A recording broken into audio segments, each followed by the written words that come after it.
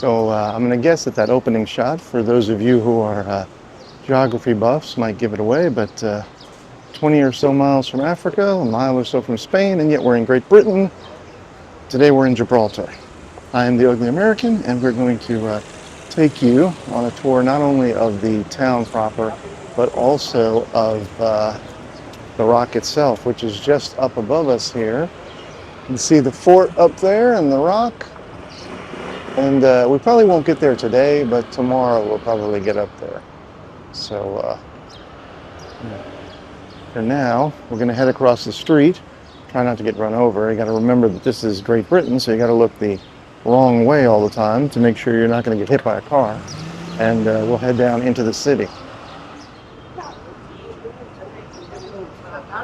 The Grand Casement Gates, on-site water gate. This is the way that you make your way into the old town part of Gibraltar. So right here in front of the Grand Casement Gates is a plaque that shows the history of the gate itself, which has stood here since, get this, if you can kind of zoom in right there, 1160. When this was known as the City of Victory. And then I guess rebuilt by the British on the old Moorish site in the 1700s. And then enlarged into what you see here today in the 1800s. So quite a history here of this gate. That is pretty unbelievable. Coming from a country like the United States, it's only a few hundred years old. European history is always pretty wild to me in that everything is so old. Gibraltar. Just saying the name gets the imagination going. It's a tiny British territory that juts out into the sea and is a strategic gateway between the Mediterranean and the Atlantic. For centuries, empires have clashed here, leaving their mark on Gibraltar's rocky landscape. Today it's a fascinating blend of cultures, a place where English pubs meet sunny Spanish plazas. And today you can come along with us as we explore this unique corner of Europe together. Imagine standing on the Rock of Gibraltar, the wind whipping through your hair. Below, the blue waters of the Mediterranean sparkle in the sun. You can almost see Africa across the Strait of Gibraltar. It's a place with cinematic beauty. No trip to Gibraltar is complete, of course, without experiencing the top of the rock. You can take a cable car up for breathtaking views, if it's working, of course, or hike up for the real adventure. At the summit, you will meet Gibraltar's most famous residents, the Barbary macaques. These mischievous monkeys are a delight to watch, but remember, keep your distance and your belongings close. Deep inside the Rock of Gibraltar lies the Great Siege Tunnels. These tunnels were carved by hand and used in Gibraltar's defense for centuries past. And exploring these tunnels is like stepping back in time. Spring is a great time to visit Gibraltar, and as is alluded to in the title, it is a tapestry of cultures, blending Spain, North African, and British all together in an interesting melting pot of people and community. It is a place where you will find most currencies accepted, from the US dollar to the euro to the pound sterling. There's food from all over and interesting things to see all over this tiny but extremely important area of the world. Again, the history goes back thousands of years, and we found it really, really fascinating. Gibraltar is a cool place, not just because of the rock, but because of its historical significance and the place that it holds in Europe itself. So if you have an opportunity to go there, I would absolutely advise you to check it out. If for no other reason, just to say that you visited Gibraltar. It's a cool place. It's a cool place to be, and the only thing I will say is that we've been there now 3 times, and the cable car to the top has never been open. So when you want to go, make sure you reserve in advance some form of transportation to get you up to the top of the rock, if that's what you'd like to do. So one of the reasons that Gibraltar is such a shopper's haven is because it is a VAT-free zone, meaning there is no value-added tax on the items that you buy here in Gibraltar. So that's one of the reasons I think you see so many of these high-end stores, high-end watch retailers and shops and boutiques here in Gibraltar, and so many people filling bags and bags full of stuff because of that extra savings that they get by visiting the territory of Gibraltar. So the sun has decided to grace us with its presence, and we've made it nearly to the far end here of Gibraltar. This building behind us here is a convent that was founded in 1510. Quite a scenic looking building, very pretty. Many of the buildings are, especially down at this end of the city, I noticed. There's a lot better examples of some of the architecture down here than you saw sort of at the beginning back there. There was the buildings back there were more modern. Down this end, they seem to be of a much older variety.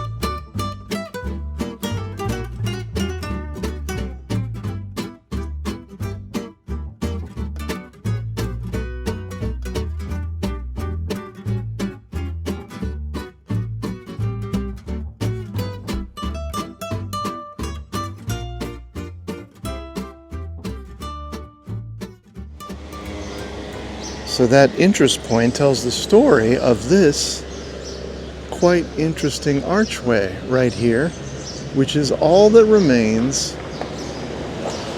of an old monastery that used to be here. So we've come down here to the end of the shopping area in Gibraltar, and we've made our way back to the wall that surrounds the older part of the city here. We're actually going to pass through the wall here and continue our walk down towards some of the less commercial districts of Gibraltar and see how the folks that actually live here, how they operate on a day-to-day basis.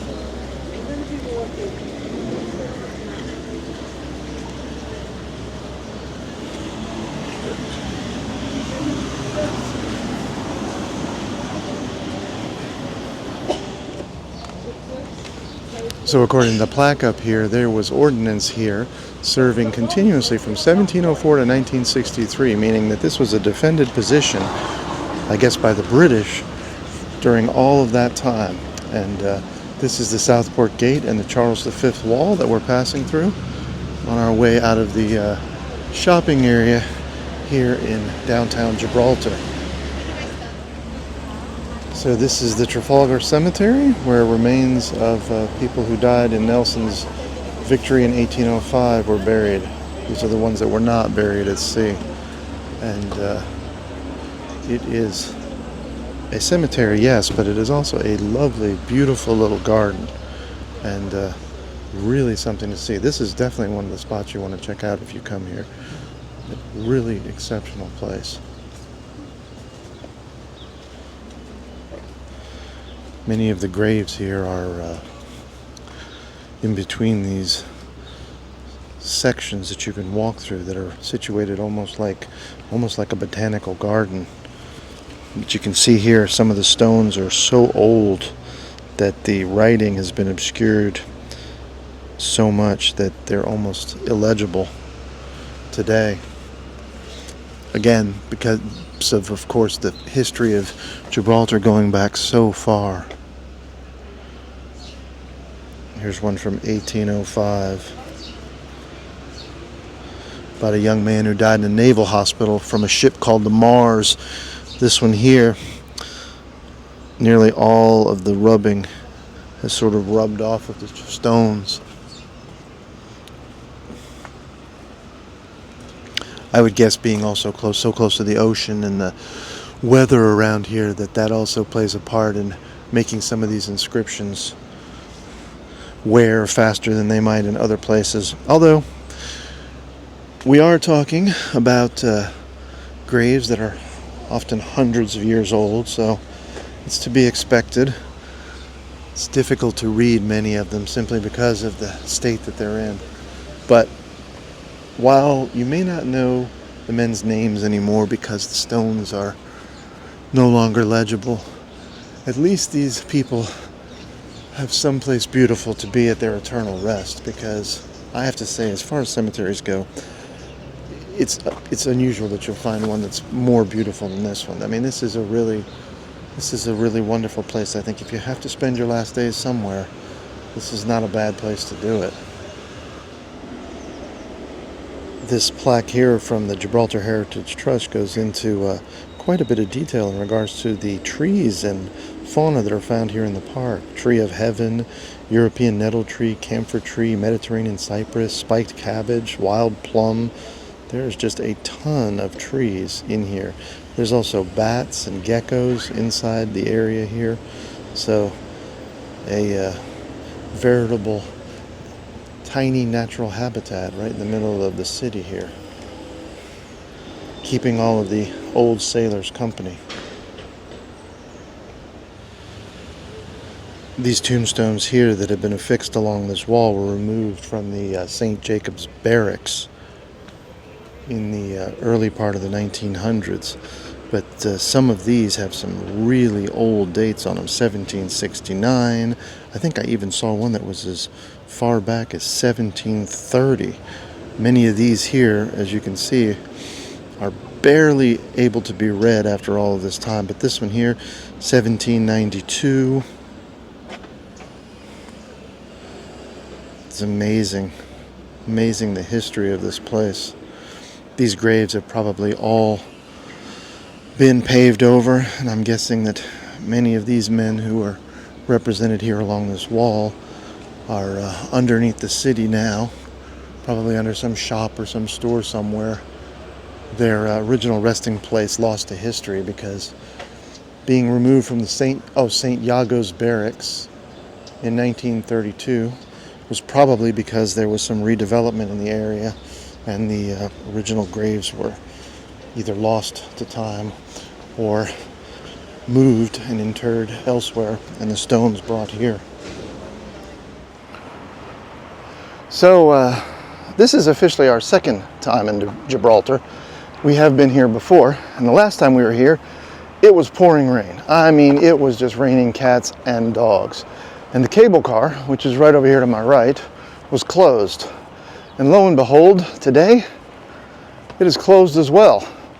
And there is some sort of a strange system here, I guess, in regards to how you get up to the top of the rock. So you can either go with one of these tourist vans or a taxi.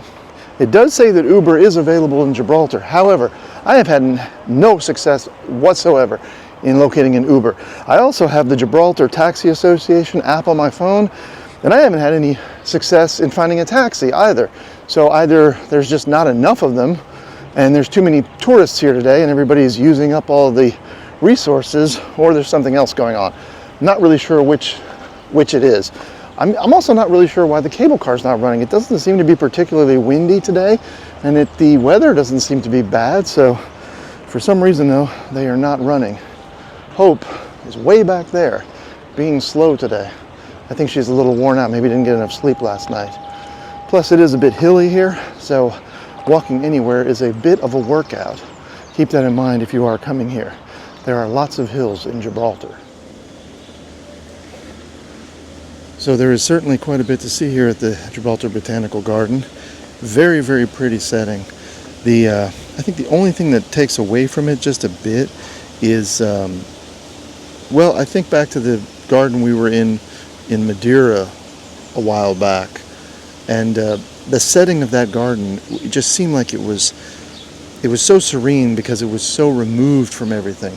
This garden, while being very beautiful and well kept, is right in the middle of the city, and so you have a lot of the city sort of intruding around the edges.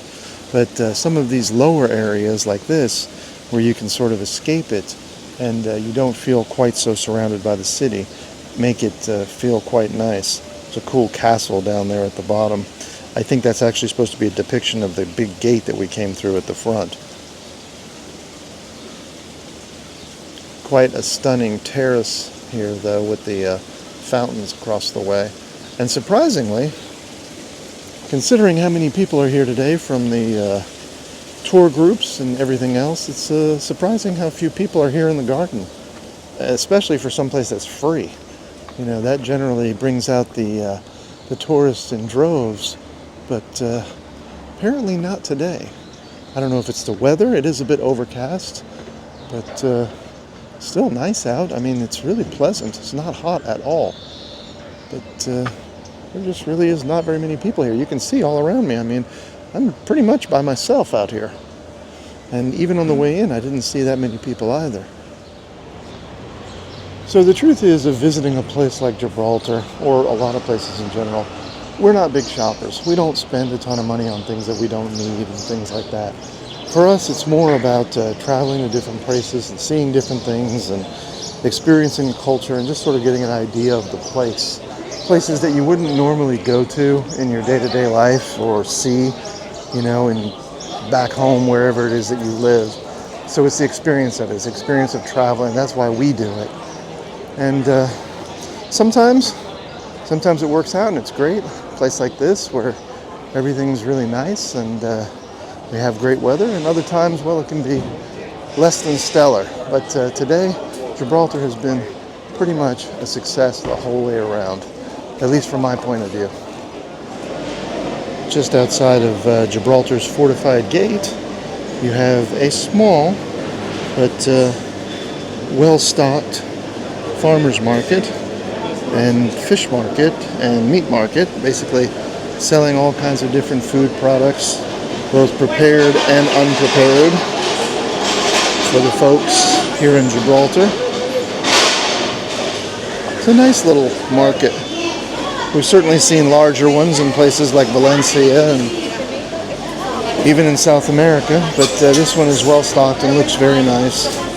And again, like I said, it's right, there's some fresh fish over here. It's right outside of the gate where you enter the main commercial district in downtown Gibraltar.